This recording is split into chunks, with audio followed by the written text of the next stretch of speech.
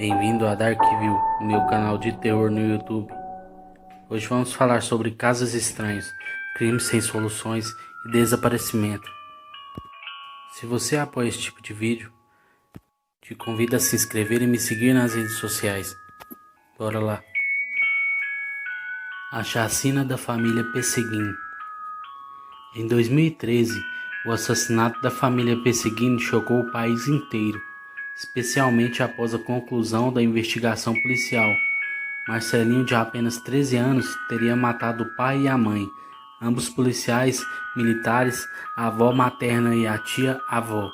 Depois disso, ele teria dirigido o carro da mãe, passado o dia na escola e voltado para casa, onde se suicidou com um tiro na cabeça.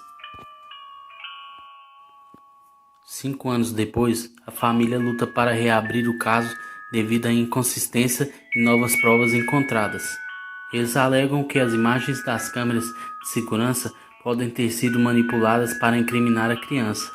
Além disso, a altura de Marcelinho seria incompatível com os exames de balística apresentados. À época do crime, a mãe de Marcelinho pretendia revelar as suas superioridades na polícia militar, as descobertas de um esquema de corrupção envolvendo policiais militares. Já a polícia continua considerando o caso como resolvido e informou ter depoimentos e laudos de balísticas que comprovam que o garoto matou a família e se suicidou. O desaparecimento de Madeleine McCann. Em 2007, Madeleine estava prestes a completar 4 anos quando desapareceu do quarto em que sua família estava hospedada, no destino turístico em Portugal. O caso intrigou todo mundo e até hoje nunca teve conclusão. De lá para cá, muitas reviravoltas aconteceram, inclusive acusando os pais da garotinha, Kate e Gary McCann, de terem planejado seu desaparecimento. Mas nada foi provado, e seus jornais que os acusaram tiveram que pagar uma indenização para eles. No dia do crime, o casal saiu para jantar nas proximidades do hotel, e quando eles voltaram, não encontraram Madeleine, junto com seus irmãos gêmeos de 2 anos, como havia deixado. Centenas de garotas já foram confundidas com Madeleine, gerando falsas denúncias de que a menina estaria viva. Mas seu corpo também nunca foi achado, dando esperanças de que Madeleine possa de fato ainda estar em algum lugar do mundo. O sumiço do escoteiro Marco Aurélio. O ano era 1985. Marco Aurélio Simon, de 15 anos, estava com 3 amigos e o líder dos escoteiros quando desapareceu no Pico dos Marins, em São Paulo. Tudo começou quando um dos garotos se machucou com o joelho e Marco Aurélio decidiu ir na frente, abrindo o caminho de volta ao acampamento. O garoto deixou um código nas pedras, o número 240. Identifica o grupo de escoteiros Oliveetanos, mas em algum momento o número simplesmente desaparecia da trilha. Perdido, o grupo só conseguia voltar ao acampamento na madrugada seguinte e nunca mais encontrou Marco Aurélio.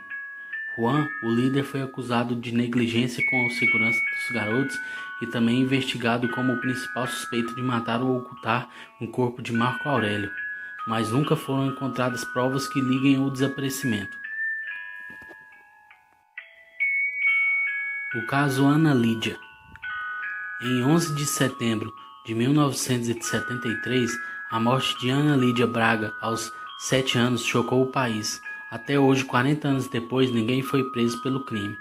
Ana Lídia foi deixada pelos pais na escola Madre Carmen Sales, em Brasília. Pela manhã, testemunhas afirmam que a menina foi embora pouco tempo depois na companhia de um homem loiro. Sem apresentar resistência, no outro dia, seu corpo foi encontrado em um matagal próximo às universidades de Brasília, ao lado de 2 camisinhas. O laudo do IML atestou que a morte se deu por asfixia e que depois de morta a criança foi estrupada.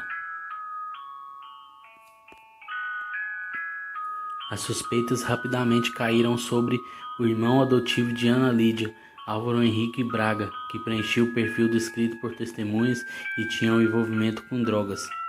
Além dele, outros suspeitos eram um traficante chamado Raimundo Lacerda, duque e colegas de Álvaro Henrique Filho, de pessoas importantes como senadores e ministros. Em plena ditadura, os advogados dos suspeitos orientaram que a imprensa não falasse sobre o assunto ou sofreriam processos. Ninguém acabou sendo preso por falta de provas. Já falamos sobre um pouco desse caso aqui no canal, mas agora vamos entrar mais um pouco especificamente. Elizabeth Shorts, a Dália Negra. Elizabeth era uma aspirante à atriz em Hollywood em 1947, quando seu corpo foi encontrado num terreno abandonado. Não havia sangue no local, indicado que Elizabeth teria sido levada até lá já sem vida. O seu rosto tinha um terrível sorriso, depois que sua boca foi cortada até na direção das orelhas. O codinome Dália Negra só foi atribuído a ela depois que uma carta anônima foi encontrada ao jornal The Examiner. Junto com a carta foram enviados itens pessoais de Elizabeth, como documentos, fotos e uma agenda. A partir daí, diversas pessoas enviaram cartas à imprensa dizendo serem os assassinos da Dália Negra, mas ninguém foi preso. Anos depois, um suspeito chamado George Odell foi apontado pelo próprio filho. George era um estudante de medicina que tinha um laboratório escondido dentro de sua casa em Los Angeles e poderia ser responsável pelos cortes cirúrgicos feitos no rosto de Elizabeth. Seu filho afirmou que encontrou uma foto da atriz nos pertences do pai e que a caligrafia dele batia com as das cartas enviadas pelo assassino. Até em 2012, o filho de George Odell continuou investigando o envolvimento do pai no crime, mas a polícia nunca coletou provas suficientes para reabrir o caso, que foi encerrado como sem solução. O caso Carlinhos. Um caso de sequestro que intriga o Brasil e há mais de 40 anos. Tudo aconteceu no Rio de Janeiro, em 1973, enquanto Carlinhos, seu irmão e sua mãe estavam em uma casa assistindo televisão. Como numa cena de filme, a luz da casa foi desligada e um homem armado usando um capuz trancou todos num cômodo e levou Carlinhos. Numa carta, ele pedia 100 mil cruzeiros pelo resgate do menino, algo inédito no Brasil naquela época. A comoção popular foi enorme.